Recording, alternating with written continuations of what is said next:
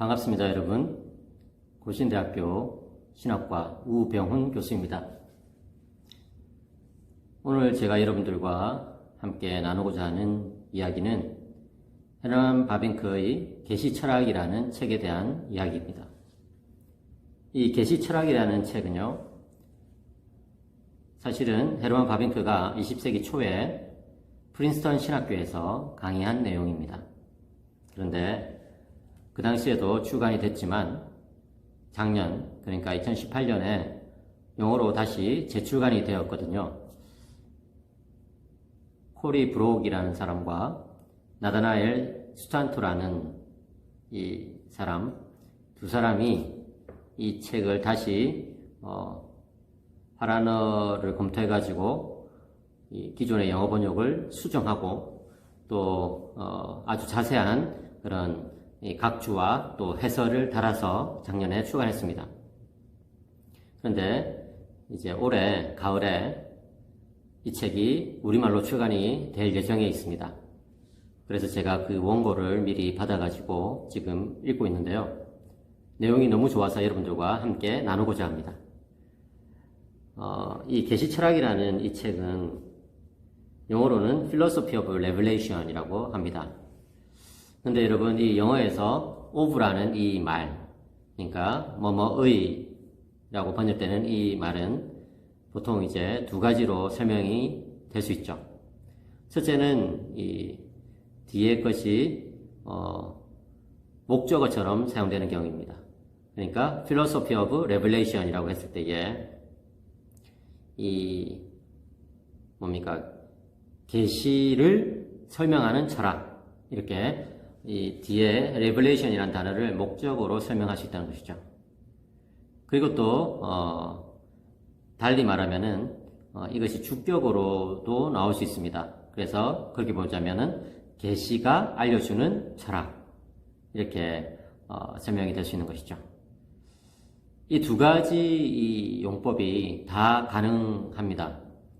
이 책은요, 첫째로 보자면은 이 계시를 어떻게 이해할 것이냐, 계시에 대한 적절한 어떤 철학적 이해를 제시하는 책이라고 볼 수 있습니다. 그런가 하면 또 동시에 이 책은 계시가 이제 알려주는 어떤 철학적인 내용, 다시 말해서 이 세상에 여러 종류의 철학들이 존재하는데 그런 철학들에 대해서 계시는 도대체 어떻게 알려주고 있느냐, 계시를 붙잡는 사람들은 계시로부터 어떤 가르침을 받아야지만 그런 철학들에 대해서 제대로 이해할 수 있느냐, 이렇게 이제 또 볼 수가 있거든요. 그래서 이 계시 철학이라는 말은 계시를 설명해주는 철학 또는 계시가 알려주는 철학, 이렇게 두 가지 용법으로 다 이해될 수 있습니다. 이 책 전체는요 10개의 챕터로 나눠져 있는데요. 그 제목을 제가 한번 읽어보겠습니다. 첫 번째 챕터는 계시 철학의 개념에 대한 것입니다. 그래가지고 도대체 계시 철학이라는 것은 도대체 어떤 뜻이냐, 이런 것을 바빙크가 설명하고 있습니다. 그리고 두 번째와 세 번째는 이 계시와 철학의 어떤 관계성에 대해서 이야기하고 있습니다. 그래서 제목이 계시와 철학이라는 제목을 둘 다 가지고 있습니다. 이제 네 번째 챕터는요, 계시와 자연이라고 해가지고 이 자연과학과 계시의 문제에 대해서 다루고 있고요. 다섯 번째 챕터는 계시와 역사, 다시 말해서 역사를 이 계시적 관점에서 어떻게 이해해야 하느냐, 이런 것에 대해서 설명해주고 있으며, 또 여섯 번째는 계시와 종교, 그래서 이 세상에 존재하는 여러 종교들에 대해서 우리는 성경 계시를 통해서 그런 그 종교에 대해서 어떤 바른 입장을 가질 수 있느냐 하는 것을 우리는 배울 수 있습니다. 그런가 하면 일곱 번째 챕터에서 바빙크는 계시와 기독교에 대해서 설명합니다. 그래서 기독교에 내에서 이 계시의 위치, 계시의 자리에 대해서 논하고, 또 여덟 번째 챕터에서는 계시와 종교 경험에 대해서 다루고 있습니다. 그래서 우리가 여러 가지 종교적인 경험을 한다고 볼 수 있는데 그런 것들을 계시적 관점에서 어떻게 이해할 수 있느냐를 설명하는 것이죠.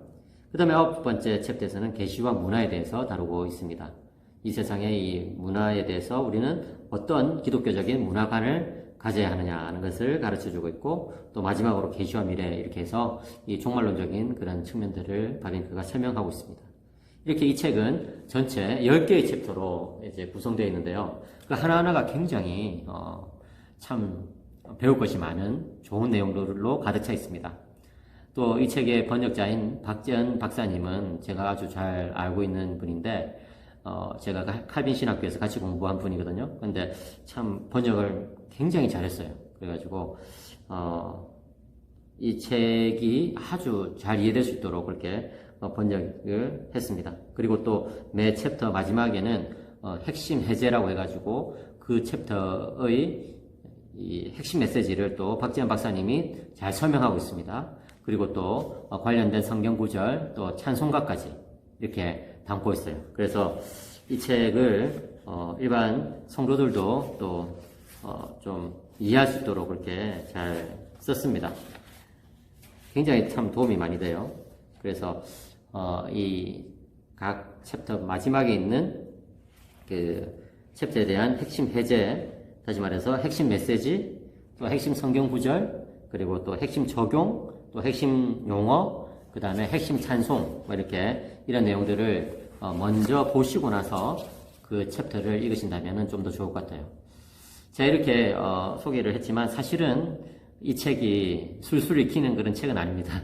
아마도 헤르만 바빙크의 개혁교약을 읽어보신 분들은 다 아시겠지만, 바빙크는 20세기 신학자들 가운데 굉장히 철학적인 조예가 깊었던 신학자들 중에 한 사람이죠. 예. 바빙크에 비견할 만한 사람으로서는 판넨베르크 정도가 있지 않을까 싶은데요.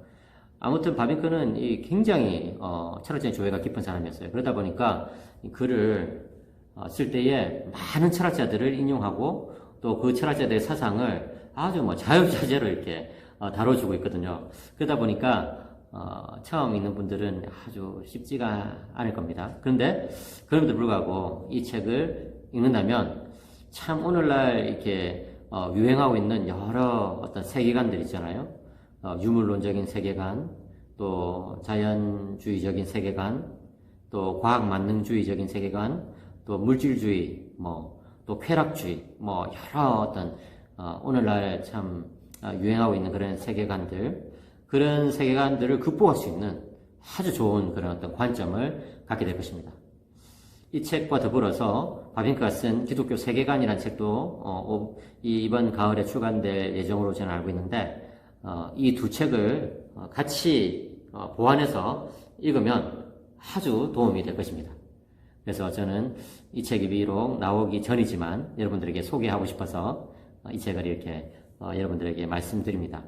앞으로 또 기회가 되면은 이 책의 한 챕터 한 챕터를 좀 설명을 해드리고 싶은데요. 정말 여러분들에게 강력하게 추천하니까 이 책이 출간되면 꼭 읽어보시기 바랍니다. 예, 최고입니다, 최고. 감사합니다.